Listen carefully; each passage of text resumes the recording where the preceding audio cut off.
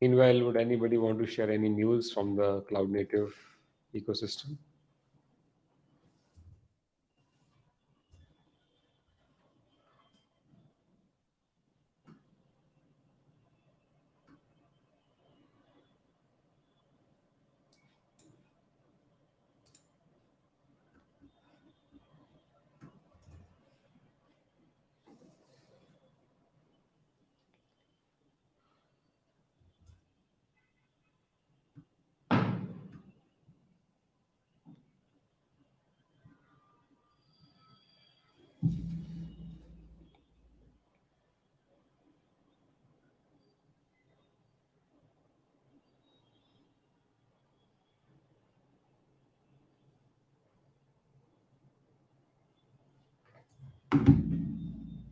Okay, I think then we are just four of us for now.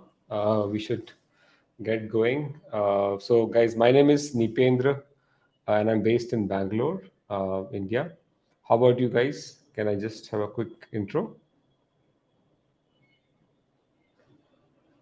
Hi, my name is Vladimir. I'm from New York, and it's the first time I'm joining this. I think I tried to join first time before chapter one, but then I kind of lost the invite. So this is I'm Oh, is kind of it? rejoining. Oh, okay. Thanks for joining in. What's time is there right now? Is it In New early York, morning? it's 10:30. Okay, okay. Not bad. Yeah, cool. What about others?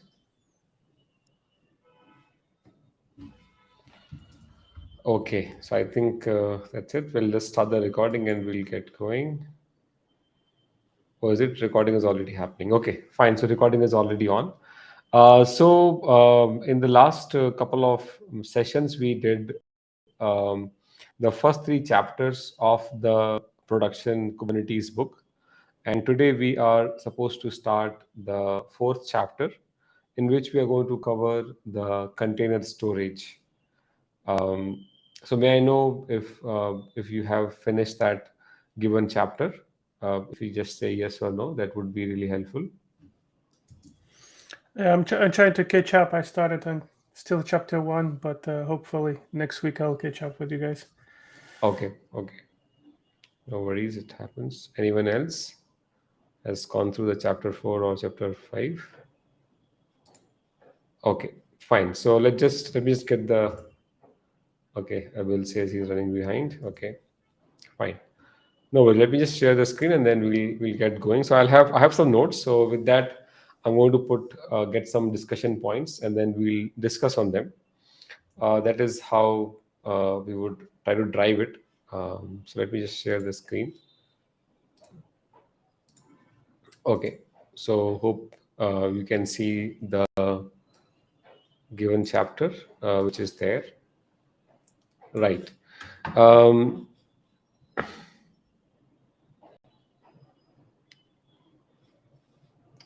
Cool. We have few more people joining in. Cool. So we're just starting the our chapter 4 with the container storage. And as we all know, the pods are ephemeral or the containers are ephemeral. Whatever the content is being saved in that would would go away as the pod dies, right?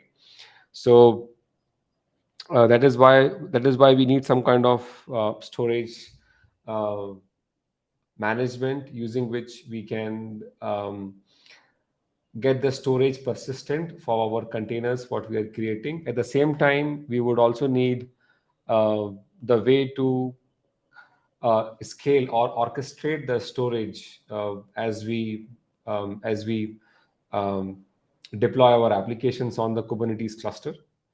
Now, there are a few interesting things which we have to consider. So that's something which is there in this particular consideration here.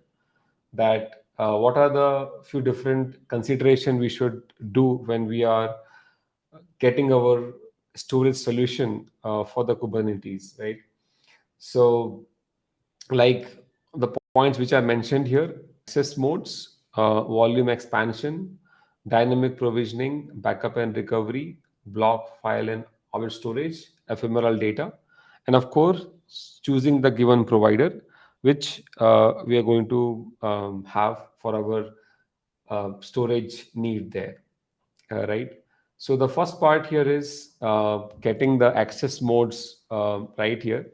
So the access modes what we have here is read write once, read only many, and read write many. Now, what I understood and from my this particular chapter and this particular from my earlier understanding as well, right? So these access modes are given to the nodes, right? So when we have the storage, for example, we are getting a storage over EBS or something else. So first of all of these storage what we have, they need to first be available on the nodes, and from the nodes we are going to assign them to the pods, right? So these access modes, what we are considering when we create a Kubernetes object for getting the volumes, we would choose that which particular mode we want to get that volume, and this mode would be allocated how they are being assigned to the given node, and then from that given node, if the volume has come to that given node, multiple pods can use the same volume what we have got, right? Anybody has any comments on that?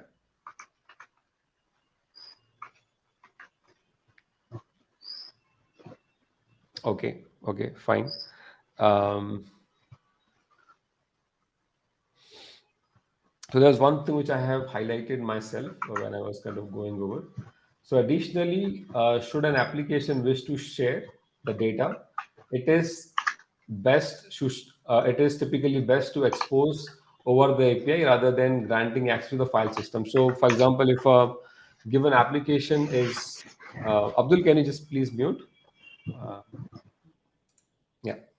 So if any application want to share the storage, right, then better is to share over the APIs rather than giving the access to the file system what it already has got the access from. So that's something which we can consider there. Um, right. So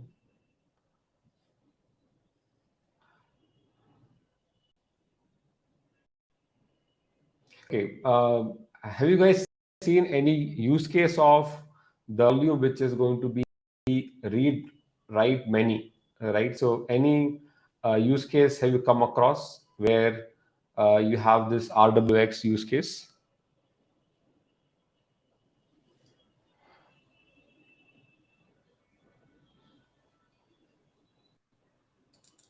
I haven't seen the use case, but maybe that's used for NFS. Oh yeah, that's what it says over here. Network file Correct, where you have to write for different nodes. correct. That is one thing which is definitely for NFS you would prefer to have this particular share. Yeah, right. Then we need to kind of consider the next, of course, volume expansion. This is very common. So when we are going to have our volume attached to the given pod or given whatever instance we connect to, right? The volumes are going to we're going to have more requests for the volume. So, for example, if we have given 20 GB worth of storage right now for our database, and then as the database fills up, we want to have more storage available to us. So we would need to have a way to volume automatically expand it, right? So for example, if you know that there are these operators are there, in these operators we can configure saying that if my volume is filled 80%, automatically auto expand it by whatever 20% and so on. So either you can automate that, and of course manually also you can request for expansion, but it would only happen if the um, if the underlying driver what we have configured is supporting that. So that is where the selection of the right volume makes a huge or selection of the right driver would make the all the important will become very important, because unless they support, we can't expand, right? um, so of course, once you expand the storage, we would need to make sure that the underlying file system also need to expand accordingly. So all of these things should be taken into account uh, as we choose our storage provider. Next is the volume provisioning. So primarily, this can be done in two modes: dynamic and static provisioning. So I believe all of you have used the concept of PVC and PV in Kubernetes. So how many of you are aware of that concept of PV and the PVC in the Kubernetes ecosystem? I assume all of you, but if anybody wants a quick recap, we can do that. Anybody wants a quick recap on that? Okay. Fine. So for static volume provisioning, as the name suggests, right, we create our volume before or we allocate the size of the volume, right, before we provision it to our pod, correct? That is static volume provisioning. The drawback of that is you need to create these volumes ahead of time. So, for example, today you create the volume of 110 GB, 150 GB, and so on. And let's say your application comes up and it requests, let's say, 1 GB, correct? Then what you will give is you will give the 10 GB one, because that is the smallest size out of two. But you wanted 10 GB, 1 GB, and you have 10 GB. So you are wasting 9 GB. Similarly, if you have got the requirement of 60 GB, you can't merge the 10 and 50 and make it one. So that is the drawback of the static volume provisioning. But if we go with the dynamic volume provisioning, in that case, we would create our volume as the requirement comes. So if I get a request of 1 GB, we're going to get 1 GB volume on the fly. And this we do with the help of storage class, which I think would be discussed in some time. Any comments on this, guys? Anyone want to have? So, which particular storage you guys are using mostly? I mean, if you're on the cloud, what kind of uh, storage class you have been using in your organization or in your for your work? Anyone want to take a share on that?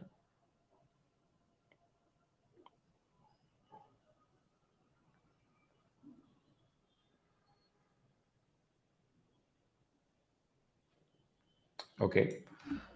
Fine. Then, of course, the next thing is we should take care of the backup and recovery. That is also which is very critical while choosing the storage drivers. Now, some of these storage drivers um,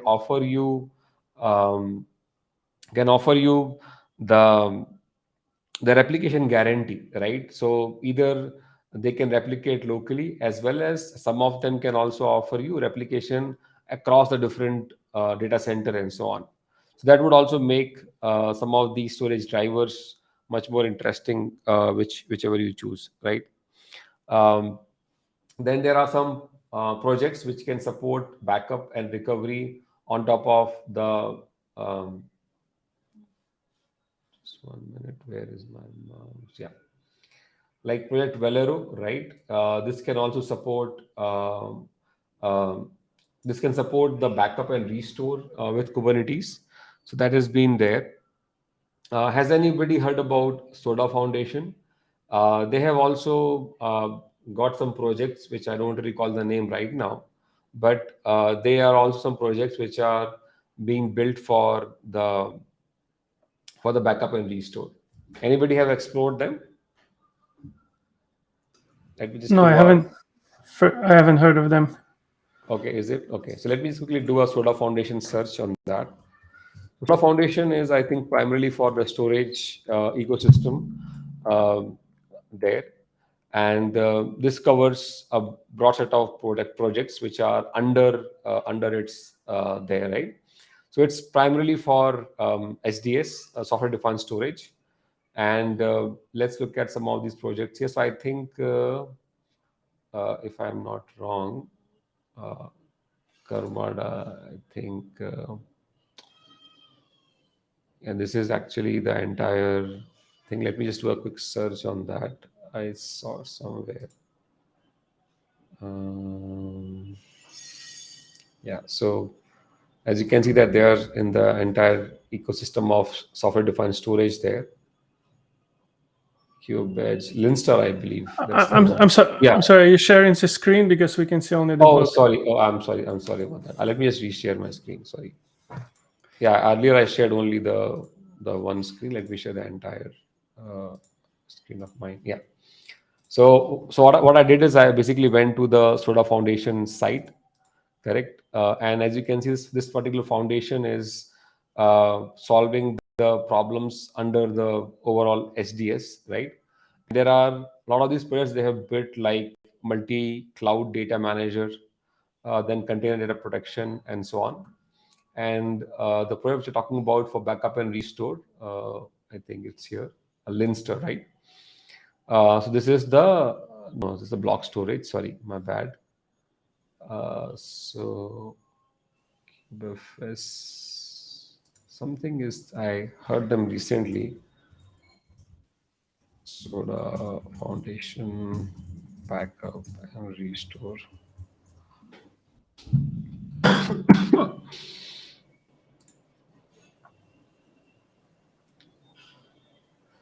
Or maybe it was from another company, Kahu. Sorry, this one, Kahu. Yeah. So this is also another projects other than just using the Velero, which is from the another projects. But this Kahu is also one of the projects for the backup and restore. So this also you may want to kind of explore later. Yeah. Do you have a document that you create with links like that if we go through something? Or All the links. Yeah, I yeah. think we have our co-presenter who is sharing that, right? Yeah, I'll Can share you it. share? Can you share that, please? Yeah. Yeah. Okay. So let me just back and reshare the other page only. 1 minute. Yeah.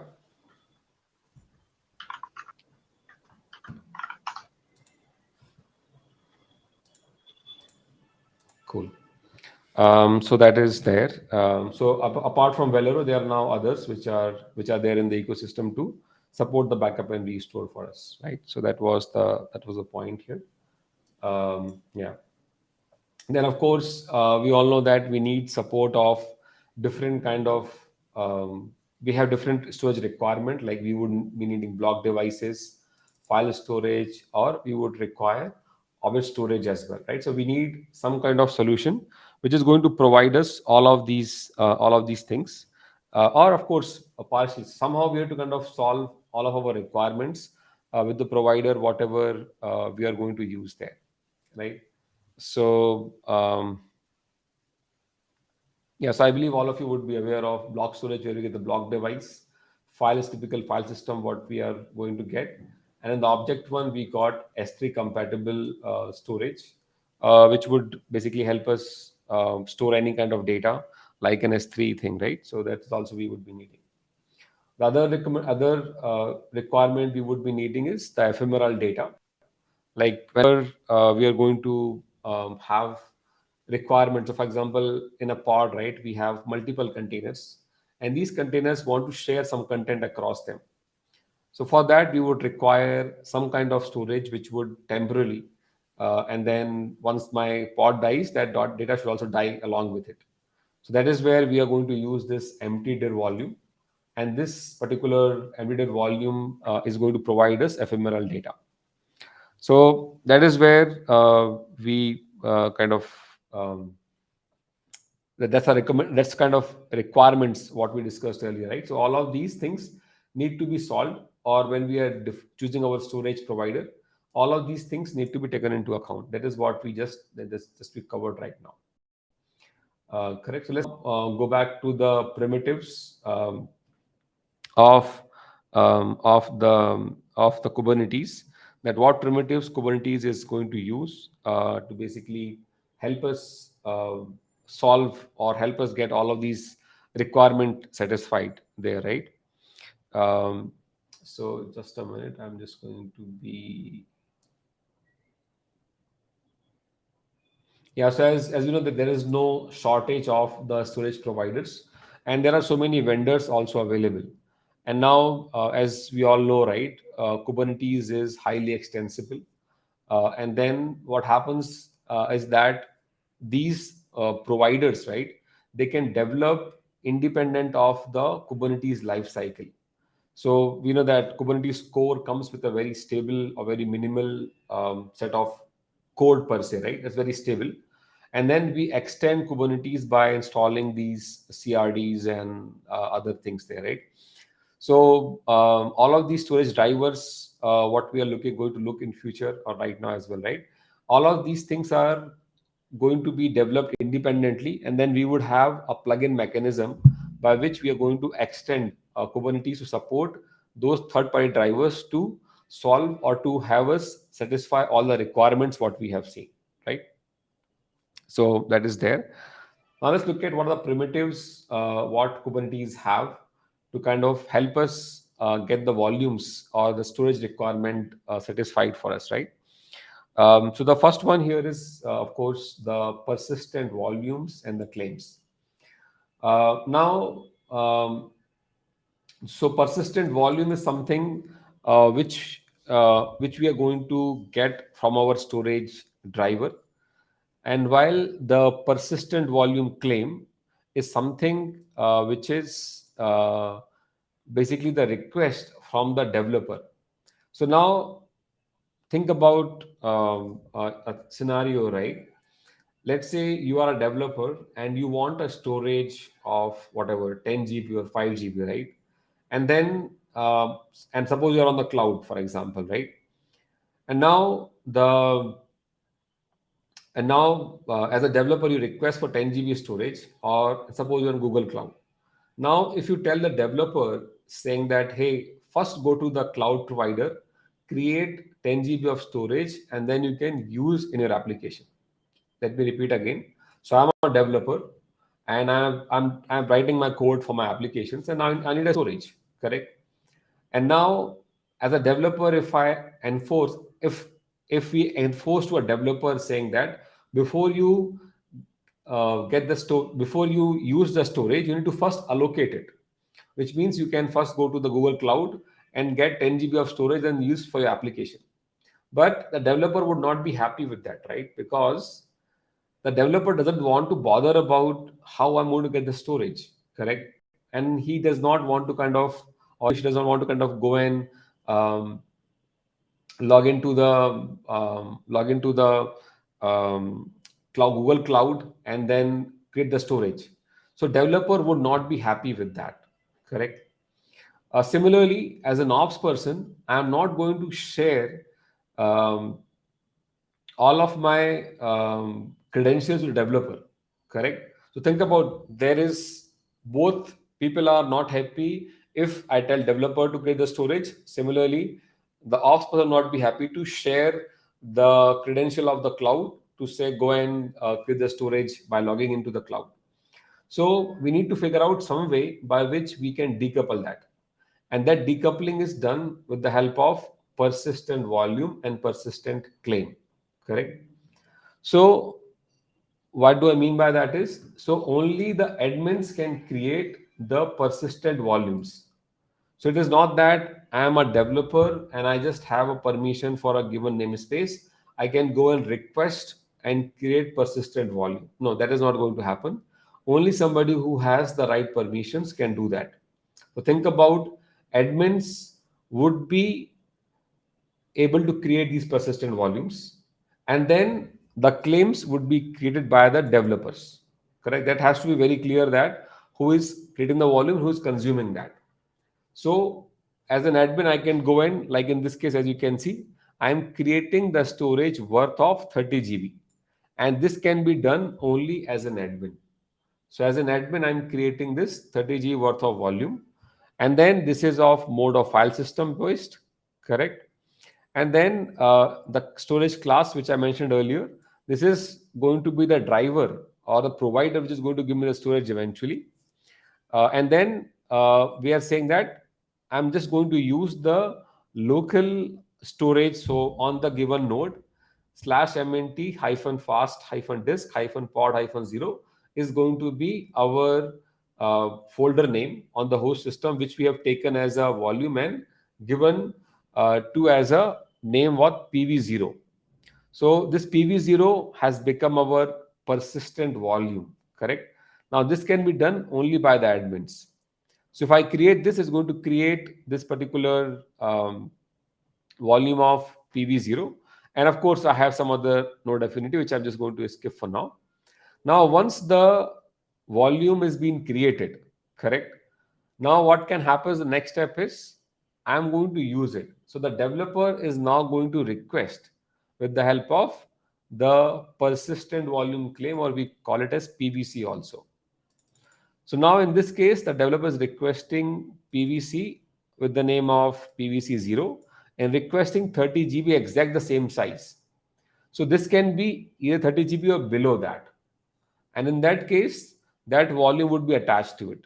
Correct? Hope that makes sense. And then once I have caught my claim, so this is again a developer is doing it. So developer requested the storage by putting the claim, and assuming that there is a respective PV which is available to serve the request, they get matched. So then PVC and the PV get matched, and then once I have that mapping done, then I can use inside my pod. So here you can see in the pod, I am first defining where the volume is going to come from, and then I would mount the volume at a given location. So here we are saying the volume is going to come from the claim with the name of PVC0. This is here are defined where the source of my volume, and then here where I'm going to mount it, which is under slash var slash lib slash db. Hope this particular thing is clear to everyone. What is PV, PVC, and the how does the pod is mounting? It can, yeah. Okay, sounds good. Okay, fine. So now let me ask you a question in this case. So, for example, let's say if my developer request 50 GB of worth of volume, what is going to happen now? It's not going to provision because it's Right. yeah, it's requesting more than it can give. Yeah. So it would be kind of in the infinite waiting state. Yeah. So you'll wait for infinite unless somebody kind of comes and say there is a volume, correct? So that is what is going to happen. Or if we have configured the dynamic volume provisioning, correct? In that case, so this is currently the local storage only what we are doing. And currently, of course, we don't have um, anyone. Okay, so okay, that is one interesting point here. So, am I giving a name specifically here? No, right? So, if the local storage, what I have configured here, if it can provision it on the fly, then I can get the 50 GB as well. So, it's given on the storage class, what storage class I have configured. And based on that, it is going to give me the storage as well, right? So, that is how it is going to go forward. One question I can remember: Yeah. does a local storage also can be configured dynamically to expand for expansion or no? Not for auto expansion per se, but dynamic provisioning can be done with the local storage. That's what I. So it depends on how. So again, this is a name only, correct? So what happens is, uh, as we are defining the storage class, we can give it any name to it. So it depends on how does the driver is being configured for that. So I have configured the local storage earlier. In that case, of course, I'm going to use the local, like if you have used Longhorn from the Yeah. Rancher, what they Yes, I have. have, and that's why I'm asking because I had the problem with that. Yeah, so I that think. cannot do the auto expansion is not possible in that, as far as I remember. Yeah, I was. That's why I'm asking because I think I had the problem. I thought maybe I'm doing something wrong, and No, no, not no, no. able to expand that. And I was trying to do that. So that's a limitation what they have there. Yes, correct. Yeah. Yeah. But I think dynamic provisioning can be done. So depending on the storage class, how it is being configured, if it can allocate dynamically, then it can give you the storage as well, right? So that is how this particular things overall work out. Um, okay. So it depends. Like in summary, it depends on the plugin, right, or on the what's it called, on the underlying driver that is able to Yes. do that or not. Correct. Correct. Correct. Yes. Right. That's true. That's true. Correct. Yeah. Uh, okay. So one way. So if I come down further, there's one point they have mentioned here. There are multiple ways to achieve local storage that can lead you to bad practice. For example, if you have used this host path uh, persistent volume, right, then this definitely opens up a huge security risk. So we need to be very careful when we are using the host path as a driver to create our persistent volumes, because by that, of course, we are mounting the device storage what we have onto our. So what does host path does it, right? Whatever the folder you have on a host system, that you're mounting inside your pod, right? And by doing that, for example, if you have made, let's say, slash etc as a mount, as a host path thing, right, then you know that under that circumstances, right, you have all the slash etc available inside the pod. And then if pod has some some kind of uh, whatever, um, the malicious code and so on, right, it can cause it can cause an issue there. Correct. Okay. So the next is, which I was mentioning earlier, the storage class kind here. So again, this is completely up to the developer, right? Or not developer, up to the admin. How does the admin wants to configure the given storage class there? So the most important part here is the provisioner. What is the provisioner is being used to create the given storage class, and based on the provisioner, your storage class would get the respective features, right? So, like in this case, we are saying I'm going to use the provisioner as AWS EBS volume, and here are the parameters for that particular EBS volume what I'm configuring there. And then there's a notation which is put up, which is saying that it is configured by default to be true, which means that whenever the developer is requesting any storage, right, it is going to come from the storage class, right? So, for example, if I kind of go up here, and then while creating the PVC, if the developer skips this line, correct, which means that by default storage class is going to be the EBS hyphen standard, and because of that we are going to use that AWS EBS as our provisioner to get the storage of 30 GB, right? That is how it is going to work out, right? um, So, what other kind of storage classes you guys have used? I know that people have mentioned about the Longhorn that is configured locally. Then we talked about AWS CBS. Anybody has used any other kind of storage classes? Has anybody configured Rook? Have you heard about Rook at all?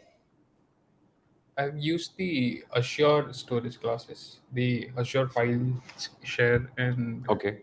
the disks, Okay. even Um, GCP based, the okay. persistent This test. cool. Have you used Rook, or anybody has used the Rook? So, for example, if you are configuring your private data in your configure, let's say, Kubernetes cluster in your private data center, or like just doing a play with couple of machines, right? What storage class you would configure? Has anybody done that? Like, how would you configure a storage class uh, on a private data center? What will you configure? Anyone? What data center are you talking about? Private, like for example, if you just get your own local 5 machines and create a cluster of your own, right? You would need to serve the storage for your applications, right? So how would you configure that? Because you don't have a storage class coming from the cloud in that case, right? You need to configure something locally. So anybody want to take a call that how we do that?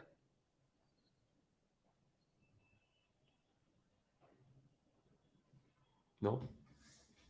Okay, so I have done this thing in 2 ways. One is using the project called Rook. So let me reshare my screen again with the entire content.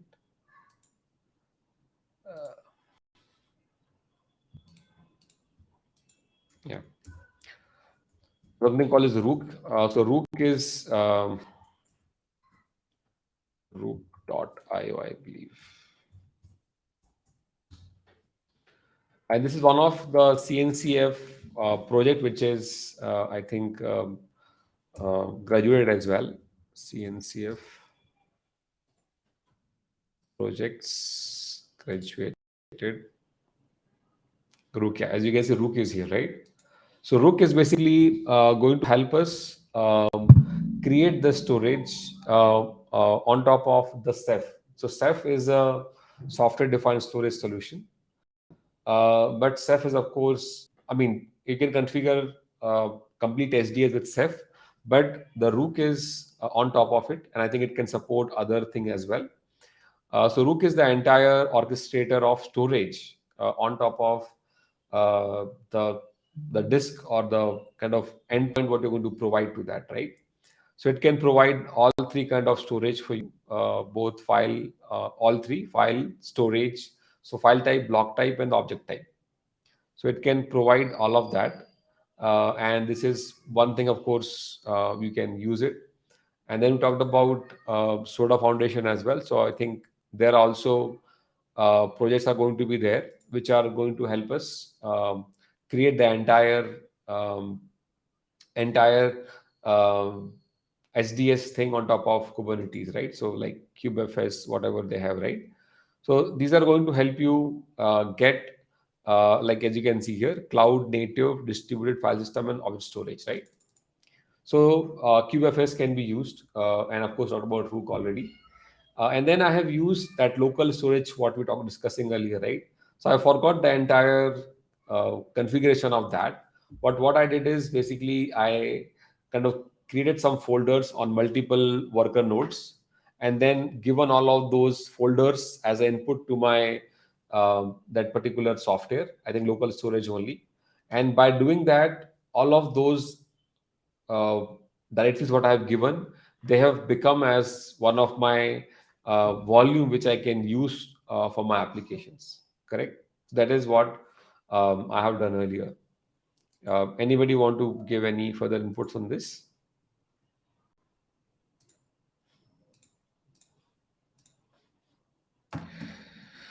Okay, fine. So now, as we know that, right, there are going to be many providers, or as of course we saw option of Kubernetes, right?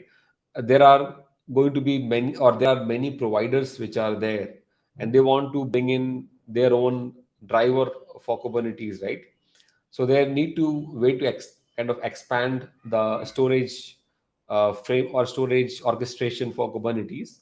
And in the previous one, there was an effort with the Flax volume driver, which is going to help us get these different vendor software on top of Kubernetes for storage. But then, like the way we have built a standard for our runtimes for our network, similarly, we have got the kind of common framework called CSI, which is Container Storage Interface. And with that, basically, we define now like our standard, or think about define the API calls, using which if somebody develops it, they can attach their storage with Kubernetes ecosystem there, right? So CSI is like that. So as mentioned here, right, the CSI interface is the answer how we provide block and file storage to our workloads, right? The implementation of CSI referred as drivers, and there are many of these drivers which are there, right? Um, yeah, so that's something which was kind of primarily mentioned here. So now, in that particular CSI configuration, there are going to be some kind of controllers and the nodes, right? So when we configure the CSI drivers, we have like the way we have the controller in the Kubernetes, or think about the control plane in the uh, Kubernetes architecture there, right? Similarly, as we install the CSI, there are going to be a controllers and the nodes which provides the storage for you. So we can have those controllers and the nodes. So controllers basically is responsible for managing the creation and deletion of the volumes in the provider, and of course that nodes are actually going to be responsible for creating the volume for us. That is what is kind of shown here. So as you can see here, there is a controller node for our CSI drivers, what we have, which work with the API server. And then we have the different, um, or think about their agent running on every node, which is going to help us get the nodes there, right? So the same binary what we have can work as a controller node for the controller mode for the CSI driver, and that same binary can work on the as a worker or as a node mode as well. So that is how the CSI drivers are being configured. So the controller typically runs as a deployment, and the node service deployed as a daemon set. So as expected, all of so so basically all of the node object or node service what you're going to deploy, it would get deployed as a daemon set, which means the one agent run on all the nodes whichever we have selected, and then they would be responsible for providing the storage for us. Any comments on that? Any Hey, input? so Yeah. hey Nipendra, I had one question regarding the state of this plugins, right? So we have this controller mode and the node mode, right? Right. Like what exactly, like how are they eventually existing in the control plane? Like are they running as So as a separate CRDs, right? That is how they would run. So that is what we discussed in that Kubernetes we can extend, right, with the different CRDs. So if you install any of these plugins, you can see that there are a bunch of CRDs get installed, and then there are going to be a controller or the which is going to manage all that, right? This is also mentioned very clearly here, right? The Kubernetes control plane does not interact with the CSI controller directly, right? Um, Instead, the controller maintained by the Kubernetes storage community react to the Kubernetes events and translate them to CSI instructions. So what typically we are saying is that there is no interaction or there is no direct interaction between the API server and the controller of the CSI driver. So, for example, when we request to create a PVC or a request to get a PV request, right? What is going to happen is that is going to be as an event for the Kubernetes API server, and we would be having the think about those CRDs, right? They would be watching on those events, and as the event comes, it is going to perform the step what is required, and then just say that okay, now this is the new PV is there, which you can use it, correct? And that is how it is going to work out. So Make sense? essentially, it works like an add-on to the Kubernetes ecosystem, right? Yeah, as a driver, as a third party drivers. Yes, correct. Yeah. yeah, yeah, thanks. Okay.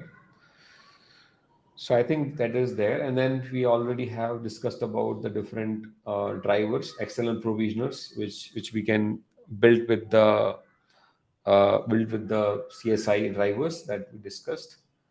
Okay, so this is like the what are different components, right? So just 1 minute. There are multiple external controllers. Each behaves Because CSI drivers exposes APIs over Unix sockets, the controllers are usually deployed as sidecars. This one. Okay, so again, these are nothing but different part of that CSI driver. Like, how do you resize it? So there is another agent for that running. How you take a snapshot. So all of these things are there. So the part of the CSI driver. So when you install the given plugin from a given company or community, right, they would provide all of these things to you. So that way, depending on the event, what you have got, the respective uh, service or the respective code from that particular CSI driver would create snapshots, resize, and all that stuff. That is what being mentioned here. Correct. So similarly for the nodes, you're going to register it and then check for the regular health of that.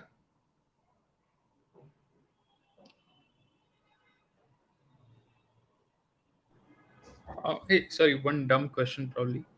Go ahead. So we have the CSI controller. Yeah. Is something controlled by CSI plugin, or would it be controlled by the controller manager that exists in the control plane? Nothing in the Kubernetes per se. So this is independent part, right? That is very clear. It is, see, so when we talk about in general operators in Kubernetes, right, we're just extending the Kubernetes to provide different objects, right? And the way it works, as I mentioned already, right, it is based on the events, like when the request of the PV comes. So what is going to happen is, let's say a developer request the PV from a given storage class, right? And then the storage class would get registered only, of course, we have the given CSI driver built for that, right?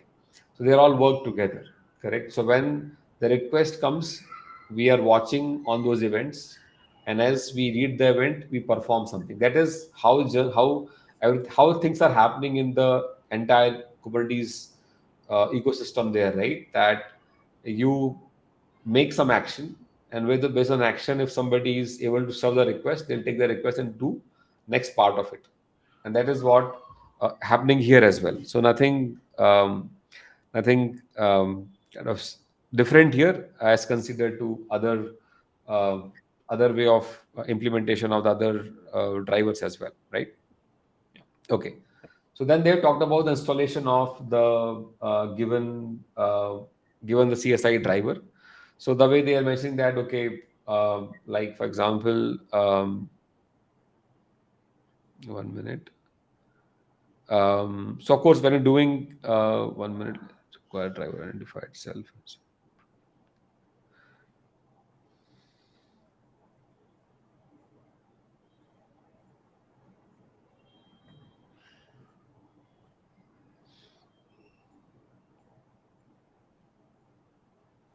Yeah, so again, the depends. So typically, like in this case, they are saying that you need to give the right access, and based on that access or based on that IAM role, whatever is being given, based on that, the given node would behave as a CSI node. So, like in this case, we are saying that the we have got three CSI nodes here, um, and then we have the CSI node configuration here that has been mentioned, and then the respective CSI driver, what can we configure. So I think this is another CSI driver which we are configuring on top of our um, uh, the regular EBS what we get from the AWS EBS there. So we are. Let me just check. I'm not too sure about that. So, okay, let's go over this particular diagram. Um,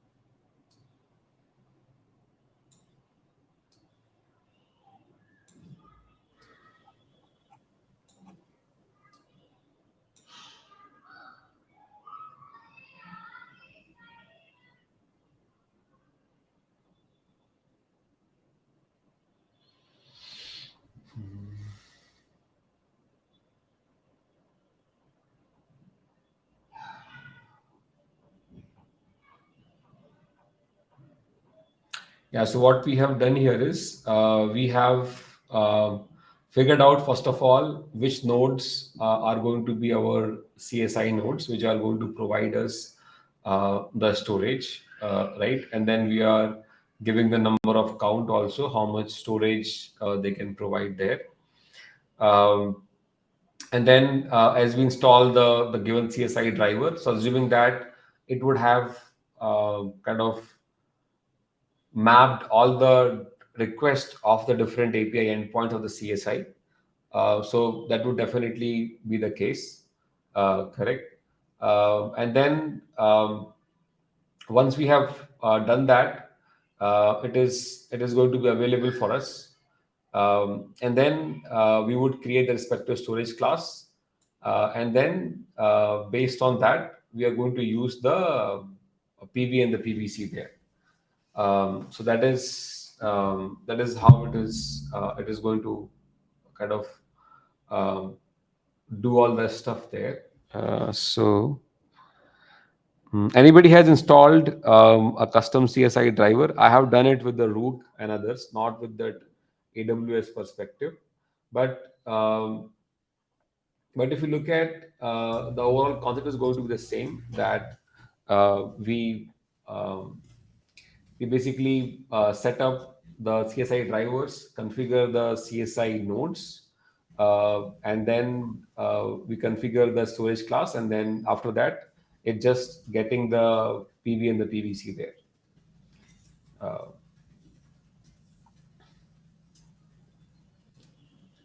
Anyone want to add on top of it? Okay, so Carlos, if you want to share some more information about how the things are going to flow in the AWS workflow, that would be helpful. Yeah, and CSI driver is very common in Very common. AWS. Uh, AWS. I think there's echo somewhere. There's echo somewhere. Can I just mute, please? To get muted. So in AWS, we're working with EKS.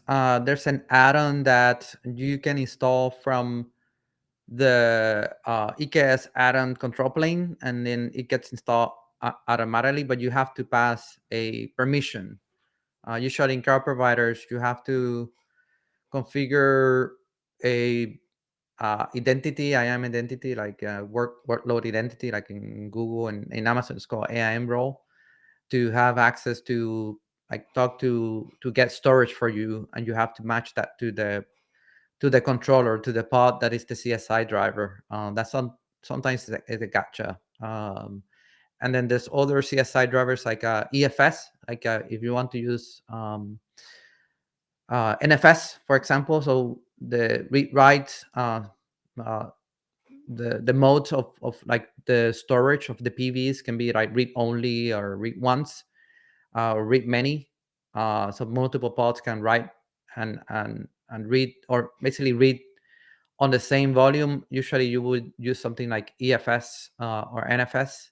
And there's other like CSI drivers that does that at Portworx. And then there's also FSX, which is some storage on top of S3 that you can attach. So it depends on the dependencies of the application that you want to do, and also that would drive like the cost, right? Each one has different costs, and each one has different performance characteristics. So but the good thing is, you as a developer ask for a PVC. You can just say how much you want, how much space you want, and then you attach it to your pod, and then that interface is simple, right? It doesn't matter about the storage underneath for CSI. Right. So as this particular image kind of explains everything what is happening, right? Whatever we have learned so far, right? So basically, as a developer, you request for the PVC, right? That particular request would basically go to the request. The PVC request has come, correct? Then it would say create the volume with the given controller, whatever we have configured, whatever for the CSI we have configured, and then based on that particular provisioner, what we have done, right? We are going to create the persistent volume, correct? And then we are going to attach that particular volume to our application. So this is what is happening here. So create the whatever the attachment, what they're talking about, VA volume attachment. So attach the volume, and then what is happening beneath it on a given node, right? Whatever the CSI node what we have, right? As we know that we are going to create the respective storage, right? Depending on whether it is block storage, file storage, or the object storage, right? Based on that, our CSI node would perform to create that additional space for us, right? So on a given CSI node, we would dedicate certain part of our node that based on this you can create or based on this or on this location you can create these different volumes, and that is what is happening at the given Linux layer. So that is what is being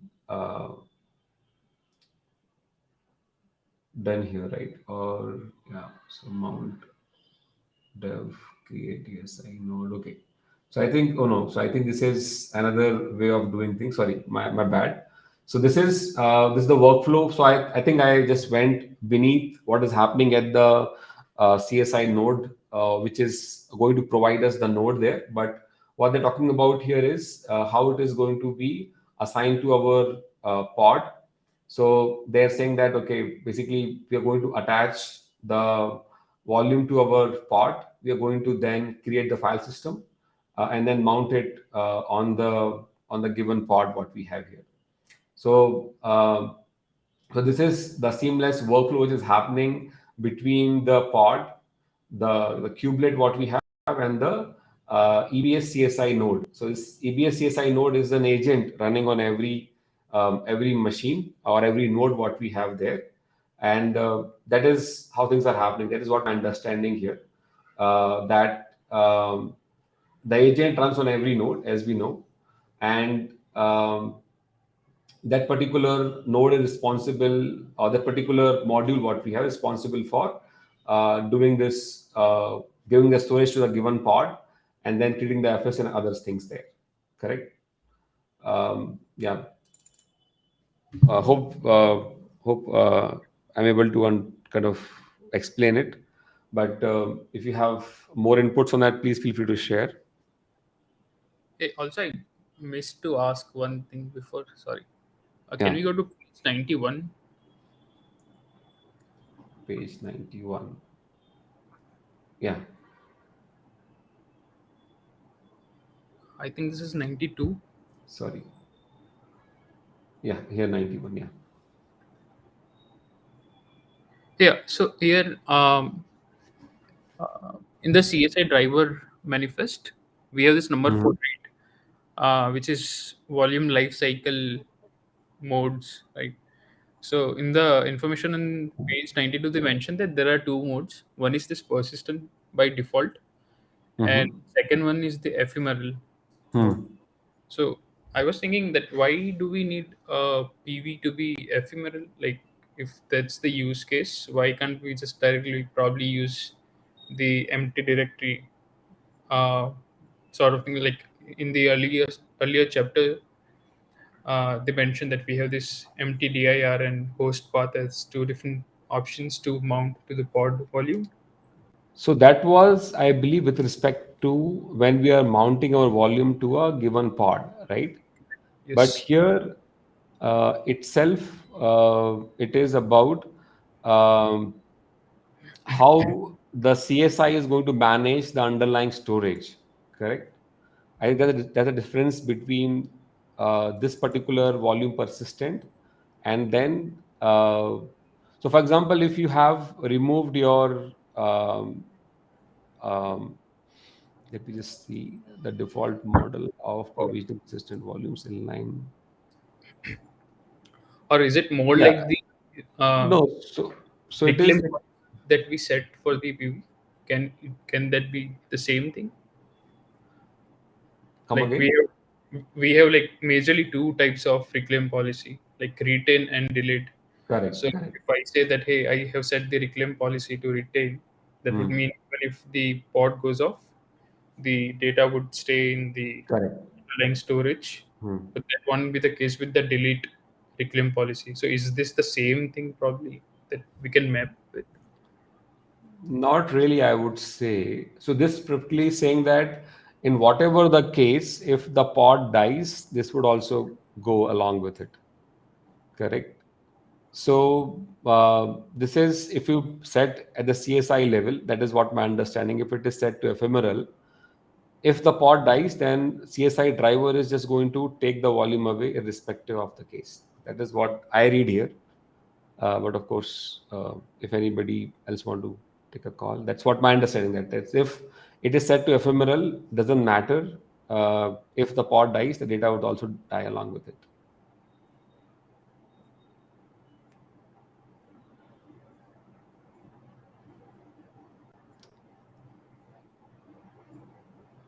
Yeah. So yeah, please don't take me as like the I know everything, right? It's just like whatever I'm understanding, I'm just trying to share that, right? So Yeah, yeah, definitely. correct. I mean, the closest analogy that I could think of while reading the content Yeah, I was understood. What you are saying is correct. But at the same time, this is the much lower level control, correct? So what I'm saying, what I'm reading from here is if it is set to ephemeral, it is going to get removed. But of course, unless we try it out, we can't be sure about that. yeah.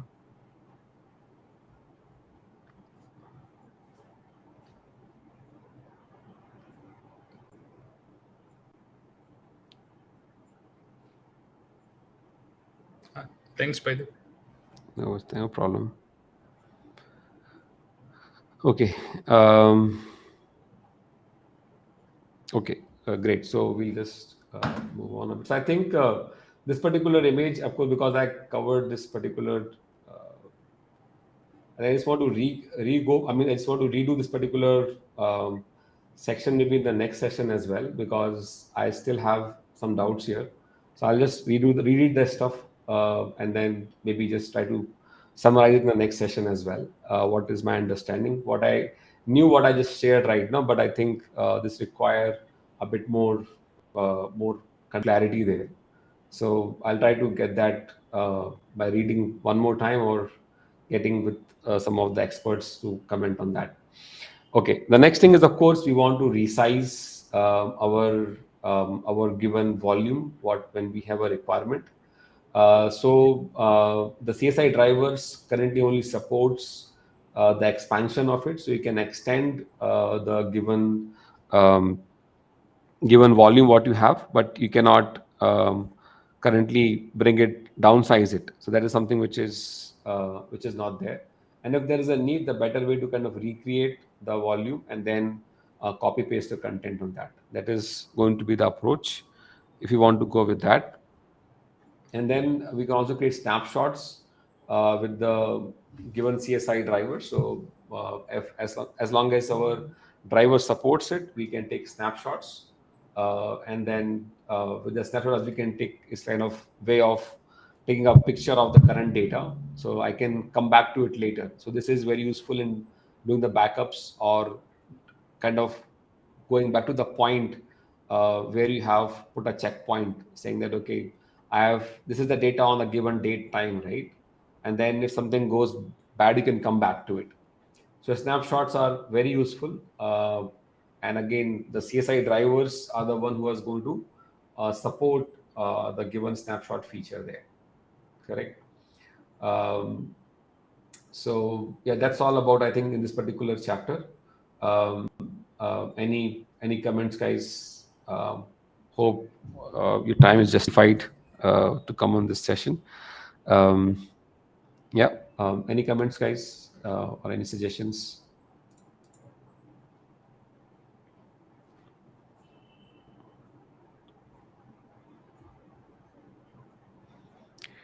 Okay, we are good then. So what we'll do in the next session, we'll quickly recap this end-to-end workflow just to make sure that we understood it in the right way. Um, and then we'll just go to the next session, which is pod networking, I believe. So we'll cover that in the next session.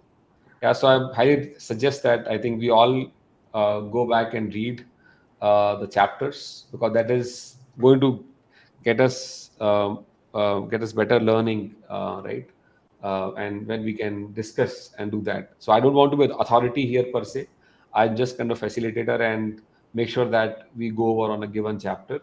So please go over the content, and then we all can discuss together. Yeah, that And is what is going to request.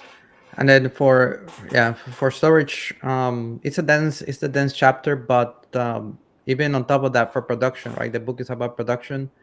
I would suggest always look into the specific CSI driver that you're using, right, from the provider, because these are very high level generic descriptions, but then the provider of the CSI driver is if it becomes your cloud provider, or it comes from a third party like Portworx or something like that, then that's you have to look into the specifics, right, on how what's supported, what's not supported. They might support resizing, or they might not support resizing, and they might support backups in a different automated way. But at least the high level concepts are covered here. But for production, you need to look into the specifics on depending on the driver that you're working with. And I think that goes for also for the other plugins, like Yes. I guess we're going to see networking next, like load balancer, right? Plugin. Right, right. Yeah, of course. These are so we have a standard with the CSIs, and then so it's like, think about, you have an API call, and that API call need to be satisfied. After below that, in that actual API thing, what is happening, that depends on the given provider, right? So so as an API call, I just get true or false maybe, but how it has been done beneath it, up to the driver, correct? So that's something which is because see, these drivers can perform differently also. So though you say I want a snapshot feature, correct?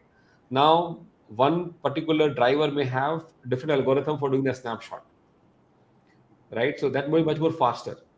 So that's what it is very important, that you choose the driver based on your requirements, and of course go over the details as Carlos mentioned. Yeah, so we'll go over this particular image next time and then continue on the pod chapter. Yeah.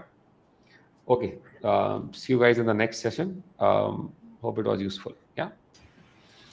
Thank Okay. you. Thank you. See you. Bye. Thank you, guys. Bye.